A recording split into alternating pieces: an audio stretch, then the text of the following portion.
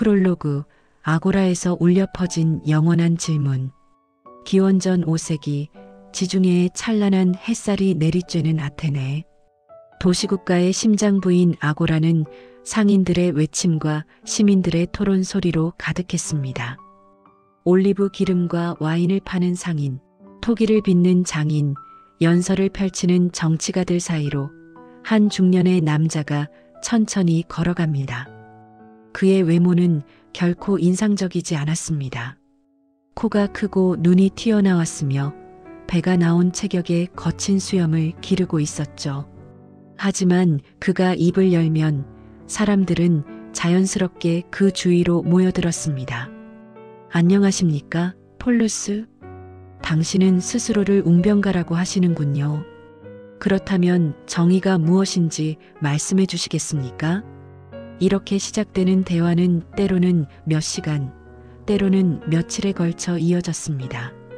그리고 대화가 끝날 때면 상대방은 자신이 알고 있다고 믿었던 모든 것에 대해 의문을 품게 되었습니다.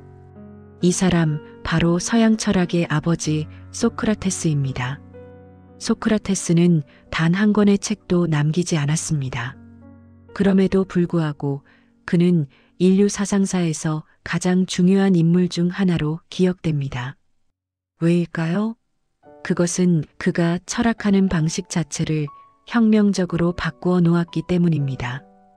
그 이전의 철학자들이 우주의 근원이나 물질의 본질을 탐구했다면 소크라테스는 인간의 내면으로 철학의 시선을 돌렸습니다. 너 자신을 알라는 델포이 신전의 경구를 자신의 철학적 좌우명으로 삼으며 인간이란 무엇인가, 어떻게 살아야 하는가라는 근본적인 질문을 던진 것입니다. 오늘 우리는 이 영원한 질문가의 삶과 사상을 깊이 탐구해 보겠습니다.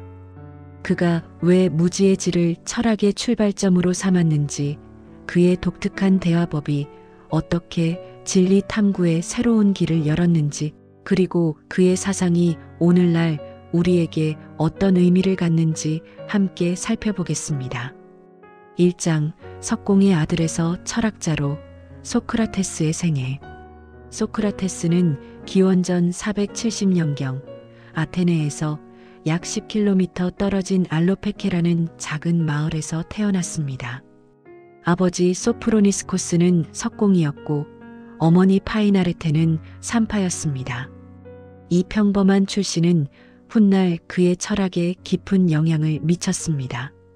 석공인 아버지로부터는 꼼꼼함과 인내심을, 산파인 어머니로부터는 다른 사람의 내면에서 무언가를 끌어내는 기술을 배웠을 것입니다.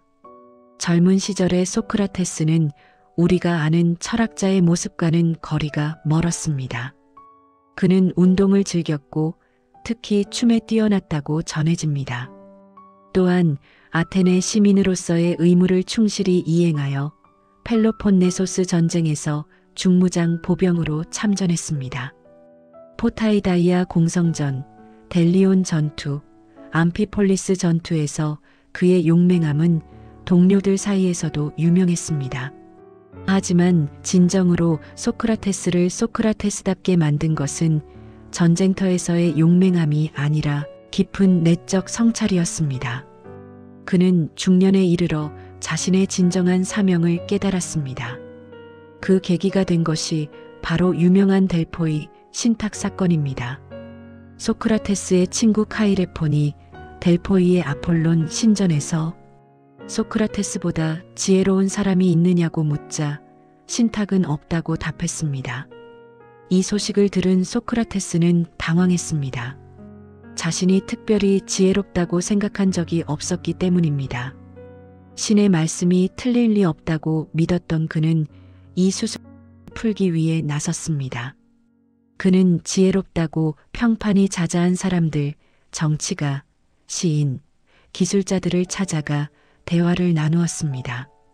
그런데 놀랍게도 그들은 모두 자신이 아는 것 이상으로 안다고 착각하고 있었습니다. 정치가는 정치만 알면서도 모든 것을 안다고 생각했고, 시인은 영감으로 시를 쓰면서도 그 의미를 제대로 설명하지 못했으며, 기술자들은 자신의 기술에만 능통하면서도 인생 전반에 대해 안다고 자만했습니다. 이 경험을 통해 소크라테스는 신탁의 참뜻을 깨달았습니다. 그가 가장 지혜로운 이유는 다른 사람들과 달리 자신이 모른다는 사실을 알고 있었기 때문이었습니다. 이것이 바로 무지의 지의 출발점이었습니다. 이후 소크라테스는 자신의 사명을 명확히 인식했습니다. 신이 자신을 아테네에 보낸 것은 시민들로 하여금 자신의 무지를 깨닫고 진정한 지혜를 추구하도록 일깨우기 위함이었습니다. 그는 이를 위해 평생을 바쳤고 이로 인해 많은 적을 만들기도 했습니다. 2장 무지의 지, 진정한 지혜의 시작. 나는 내가 아무것도 모른다는 것을 안다.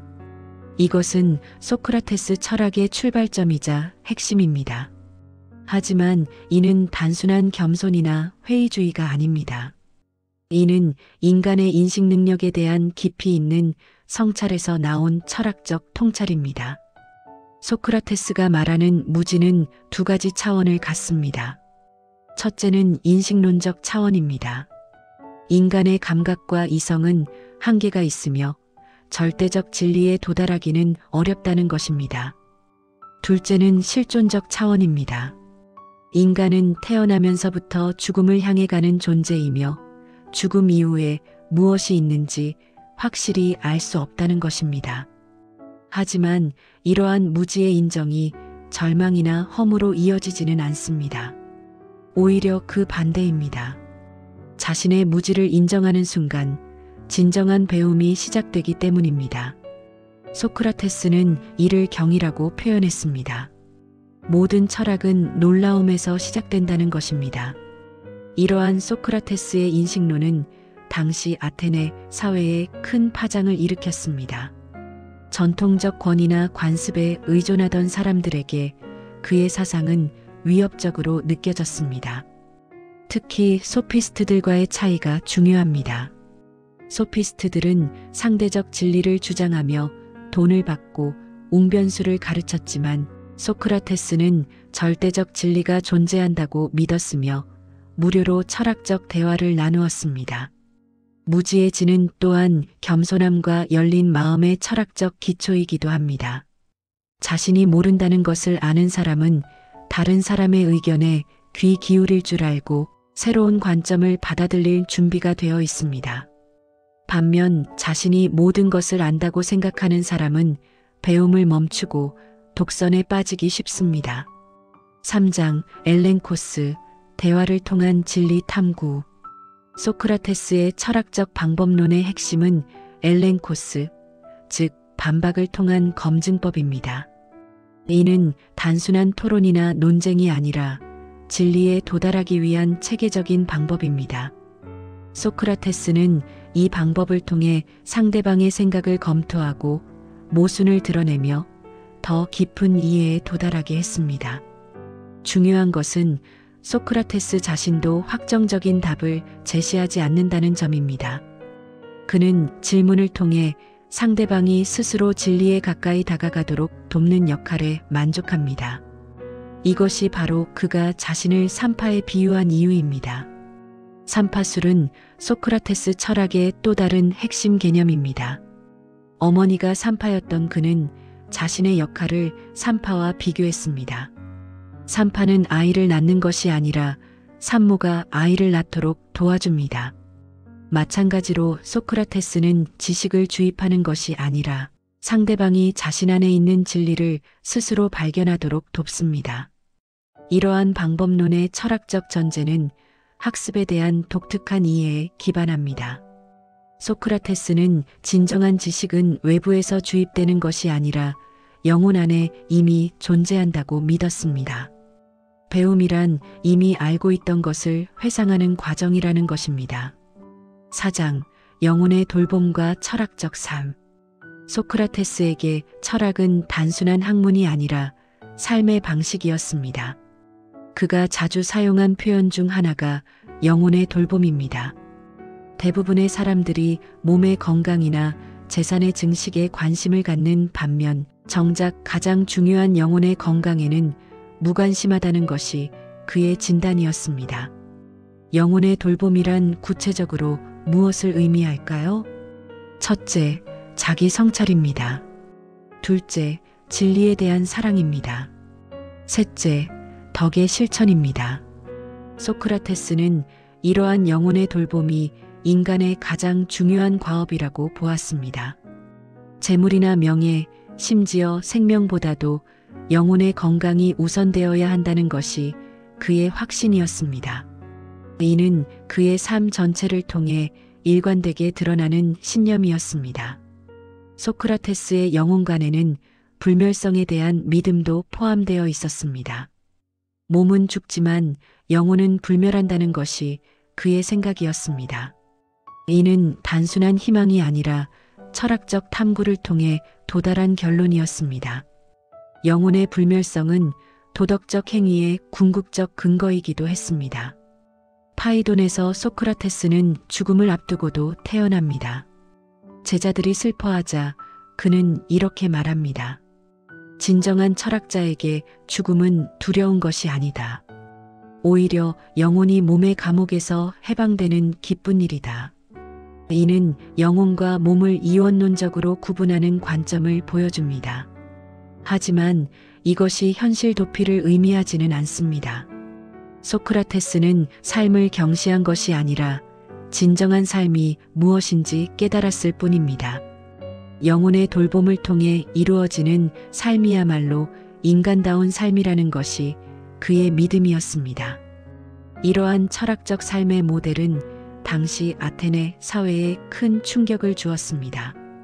전통적으로 그리스인들이 추구하던 영광이나 명예, 쾌락과는 전혀 다른 가치관을 제시했기 때문입니다. 특히 젊은이들 사이에서 소크라테스의 사상은 큰 반향을 불러일으켰고 이는 결국 그에 대한 고발로 이어졌습니다. 5장 재판과 죽음, 철학자의 순교. 기원전 399년 74세의 소크라테스는 아테네 법정에 섰습니다. 그를 고발한 사람들은 멜레토스, 아니토스, 리콘이었습니다. 죄목은 크게 두 가지였습니다. 첫째, 국가가 믿는 신들을 믿지 않고 새로운 신을 도입하여 젊은이들을 타락시켰다는 것. 둘째, 젊은이들을 선동하여 기존 질서를 파괴했다는 것이었습니다.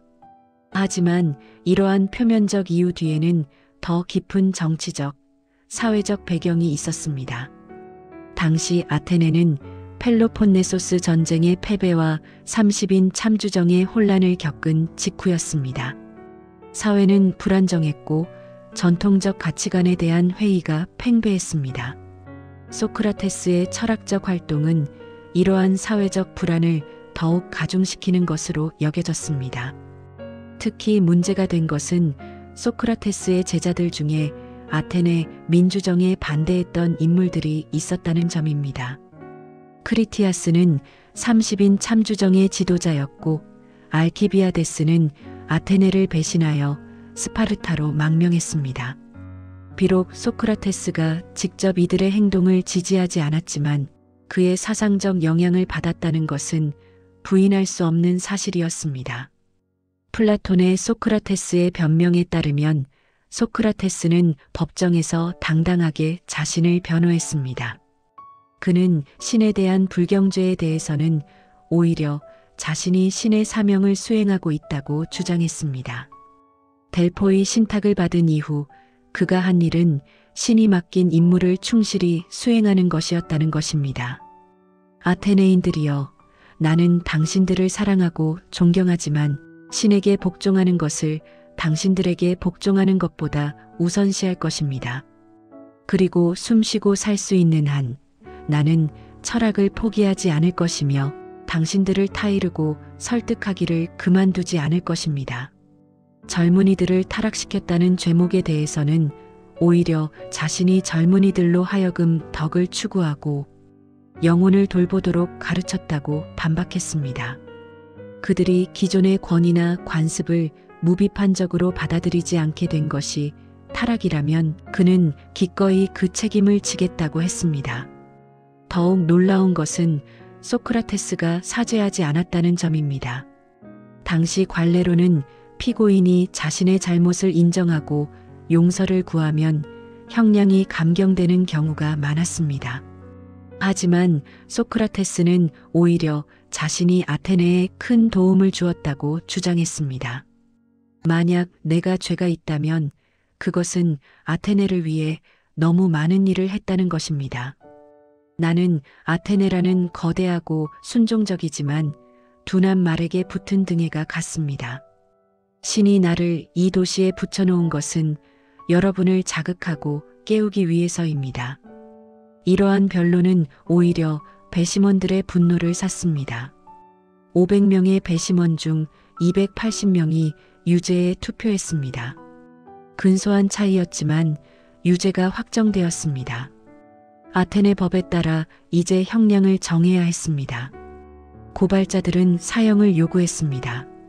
소크라테스는 반대 제안을 해야 했는데 그가 제시한 것은 놀랍게도 국가에서 평생 무료 급식을 받는 것이었습니다. 올림픽 우승자들에게 주어지는 최고의 영예를 자신이 받아야 한다는 것이었습니다. 이는 명백한 도발이었습니다. 제자들의 만류로 그는 나중에 벌금형을 제안했지만 이미 배심원들의 마음은 돌아서 있었습니다. 더 많은 수의 배심원들이 사형에 찬성했습니다. 사형 선고가 내려진 후에도 소크라테스는 담담했습니다. 그는 배심원들에게 마지막으로 이렇게 말했습니다. 죽음이란 두 가지 중 하나일 것입니다. 하나는 완전한 무로서 죽은 자는 아무것도 느끼지 못하는 것입니다. 다른 하나는 영혼이 이곳에서 저곳으로 옮겨가는 변화인 것입니다. 만약 전자라면 얼마나 큰 이익입니까? 만약 후자라면 호메로스나 헤시오도스 그리고 다른 훌륭한 사람들과 대화할 수 있다면 얼마나 좋겠습니까? 사형 선고 후 한 달 동안 소크라테스는 감옥에서 지냈습니다. 이 기간 동안 제자들이 탈옥을 권했지만 그는 거절했습니다. 플라톤의 크리톤에서 그는 법에 대한 의무와 정의에 대한 자신의 철학을 일관되게 지켜야 한다고 주장합니다. 기원전 399년 어느 날 저녁 소크라테스는 동미나리 우린 독을 마셨습니다. 파이돈에 기록된 그의 마지막 모습은 철학자다운 평온함 그 자체였습니다. 독이 퍼져 다리부터 마비되기 시작하자 그는 제자들에게 영혼의 불멸성에 대해 마지막 강의를 했습니다. 그의 마지막 말은 크리톤, 우리는 아스클레피오스에게 닭 한 마리 빚이 있네. 잊지 말고 갚게 나였습니다. 치유의 신 아스클레피오스에게 바치는 이 제물이 무엇을 의미하는지는 여전히 논란이 있지만 죽음을 일종의 치유로 본 것이라는 해석이 유력합니다. 6장 소크라테스 이후 서양 철학사에 미친 영향. 소크라테스의 죽음은 그의 사상의 끝이 아니라 시작이었습니다. 그의 제자들은 각자의 방식으로 스승의 유산을 계승하고 발전시켰으며 이를 통해 고대 그리스 철학의 황금기가 열렸습니다. 가장 직접적인 계승자는 물론 플라톤입니다. 플라톤은 소크라테스의 철학적 방법론을 체계화하고 이데아론이라는 형이상학적 기초 위에 세웠습니다. 소크라테스가 선 자체, 정의 자체에 대해 질문했다면 플라톤은 이러한 보편자들이 실제로 존재하는 이데아의 세계를 구상했습니다. 플라톤의 아카데미아는 약 900년간 지속되며 서양 사상의 중심지 역할을 했습니다. 그곳에서 아리스토텔레스가 배출되었고 아리스토텔레스는 다시 자신만의 철학 체계를 구축했습니다. 비록 아리스토텔레스가 플라톤의 이데아론을 비판했지만 소크라테스의 윤리적 관심과 개념 분석의 방법론은 계승했습니다. 특히 중요한 것은 스토아 학파입니다.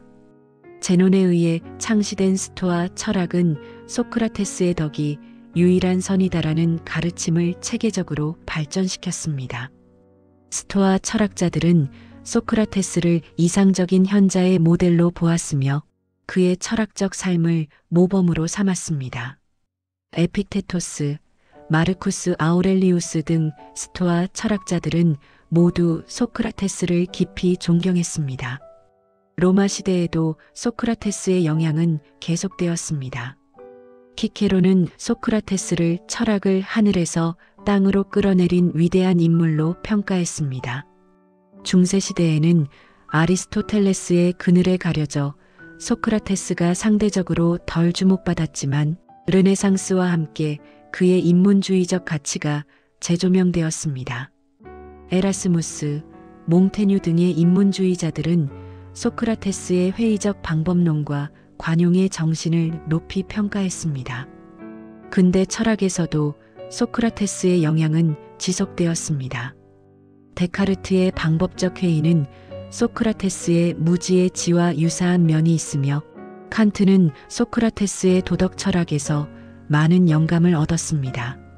헤겔은 소크라테스를 주관성의 원리를 최초로 자각한 인물로 평가했습니다. 현대 철학에서도 소크라테스는 여전히 중요한 참조점입니다.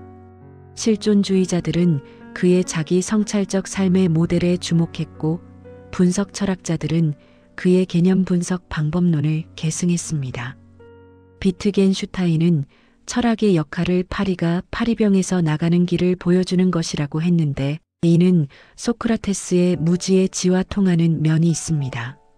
7장 현대적 의미와 교육 철학으로서의 소크라테스 21세기를 살아가는 우리에게 소크라테스는 여전히 현재적 의미를 갖습니다.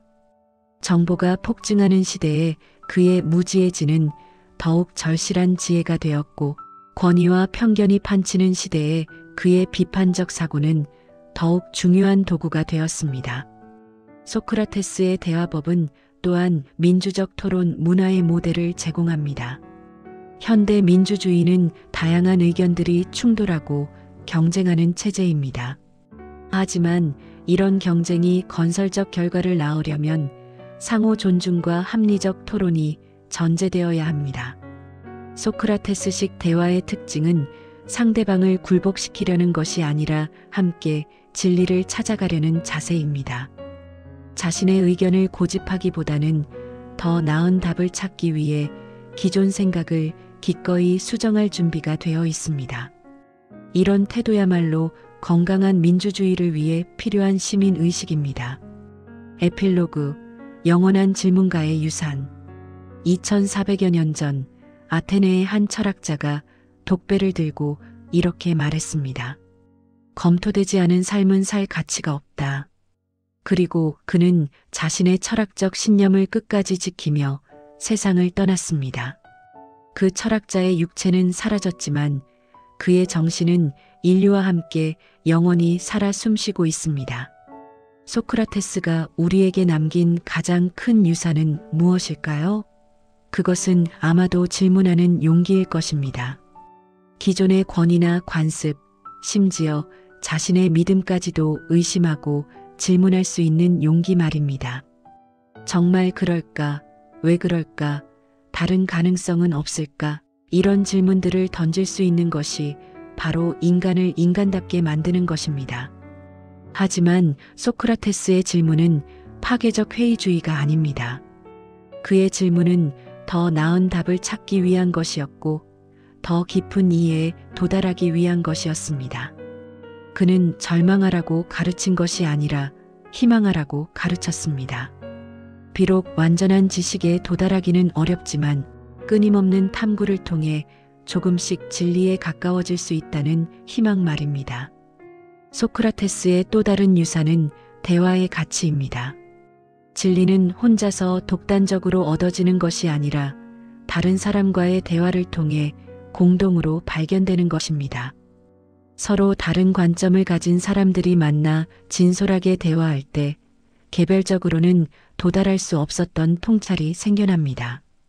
이는 오늘날 우리가 직면한 많은 문제들에 대해서도 시사하는 바가 큽니다. 환경 문제, 불평등 문제, 기술 윤리 문제 등 현대의 복잡한 문제들은 어느 한 개인이나 집단의 지혜만으로는 해결할 수 없습니다. 다양한 분야의 전문가들이 서로 다른 문화적 배경을 가진 사람들이 함께 모여 소크라테스식 대화를 나눌 때 해결의 실마리를 찾을 수 있을 것입니다. 소크라테스의 영혼의 돌봄이라는 개념도 현대인들에게 깊은 성찰을 요구합니다. 물질적 풍요와 기술적 발전에도 불구하고 많은 현대인들이 공허감과 불안감에 시달리고 있습니다. 이는 영혼의 돌봄을 소홀히 했기 때문일 수 있습니다. 영혼의 돌봄이란 단순히 종교적 수행만을 의미하는 것이 아닙니다. 자신이 누구인지, 무엇을 위해 살아가는지, 진정으로 소중한 것이 무엇인지를 성찰하는 것입니다. 바쁜 일상 속에서도 잠시 멈춰서서 이런 근본적 질문들을 던져보는 것입니다. 오늘 우리가 사는 세상도 소크라테스가 살았던 아테네만큼이나 혼란스럽고 복잡합니다. 서로 다른 가치관이 충돌하고 진실과 거짓이 뒤섞이며 권위와 전통이 도전받고 있습니다. 이런 시대에 소크라테스의 목소리는 더욱 절실하게 들립니다. 너 자신을 알라. 검토되지 않은 삶은 살 가치가 없다. 나는 내가 아무것도 모른다는 것을 안다. 이 간단하면서도 심오한 말들은 2400년이 지난 지금도 여전히 우리의 마음을 울립니다. 그리고 아마도 인류가 존재하는 한 계속해서 울려 퍼질 것입니다. 소크라테스는 아고라에서 시민들에게 질문을 던졌습니다. 이제 그 질문이 시공을 넘어 우리에게 던져집니다. 우리는 어떻게 답할 것인가? 우리는 과연 소크라테스가 바랐던 그런 철학적 삶을 살아갈 용기가 있는가? 이 질문에 대한 답은 각자가 자신의 삶으로 보여주어야 할 것입니다. 그것이야말로 영원한 질문과 소크라테스에 대한 가장 좋은 답례일 것입니다. 끝까지 경청해 주셔서 감사합니다. 구독과 좋아요는 제작하는데 큰 힘이 됩니다.